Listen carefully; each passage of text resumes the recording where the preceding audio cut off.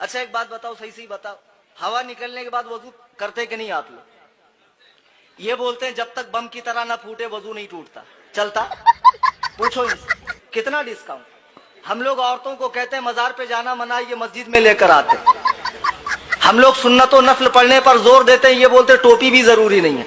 मैं तो बोलता हूँ पजामा भी जरूरी नहीं है। सही बुखारी की हदीस है, आज टाइम नहीं है, बाद में बताऊंगा। दुआ नहीं मांगते, कुछ लोग ज्यादा एडवांस होते हैं, ऐसे मांगते मुझे मत दे, पीछे वाले को दे। कुछ लोग ऐसे मांगते देना है तो दे, नहीं तो मत दे। ओवर स्मार्ट, ज्यादा क्वालिफाइड, पढ़े लिखे क्रीम लोग। कौन? डॉक्टर जोकर नाइक के फॉलोअर्स, कुरान हदीस समझने वाले। तुमको कुरान हदीस की हवा भी लगी?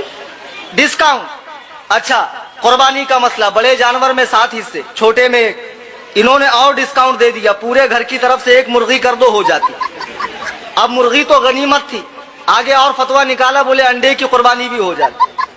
अब इनसे पूछो अंडे का मुंह किधर करना, बाद में उसमें 3 हिस्से कैसे करना, भुर्जी बना के बांटना। जी जनाब, मुफ्ती कलीम हनफी रजवी, ए बरेली शहजादा, ये सुन्नी हनफी रजवी बरेलवी शहजादा है। ते इस टाइम जी ने भाबियां ते देवबंदियां नू नथ पा छड़ी है। यकीन करो, मुफ्ती कलीम हनफी रजवी ने वेख के ये जेडे नजदी ते जेडे ना आशरफ अली थानवी दे जेडे पैरोकार जे, ये ते चलदे जे बेबार नसदे जे मुफ्ती कलीम हनफी रजवी दा नाम यूट्यूब ते भी आ जाए ना तो मोबाइल झटकू वास्ते पावर ऑफ कर छड़दे जे। तां जेहड़ियां गल्लां बातां सुना रहे ने मुफ्ती साहब, इहदे हवाले भी है ने मेरे कोल। मत आखो मुफ्ती साहब उंज ही लगे ने, हवाले भी है ने।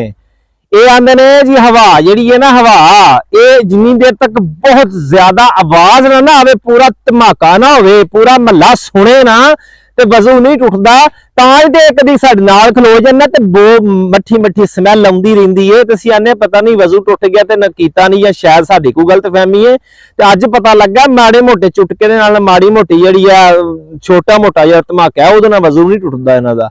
सानू आंदे ने कब्रिस्तान ना लैके जाओ औरतां नू, फलाने थां औरतां ना लैके जाओ, आप भावें यूनीवर्सिटियां ही लैके जान। अच्छा, एक कब्रिस्तान जो आंदी है गल उदू तो औरतां तुहानू याद आ जांदियां ने, कब्रिस्तान च औरतां ना जान। ये जेहड़ियां औरतां कब्रिस्तान नहीं जांदियां, ये बाजार भी जांदियां जे, ये कॉलेजां च भी जांदियां ने, हस्पतालां च भी जांदियां, डाकखाने बैंकां च भी जांदियां ने। हदीस ते भी गैर महरम नू ना वेखे औरत।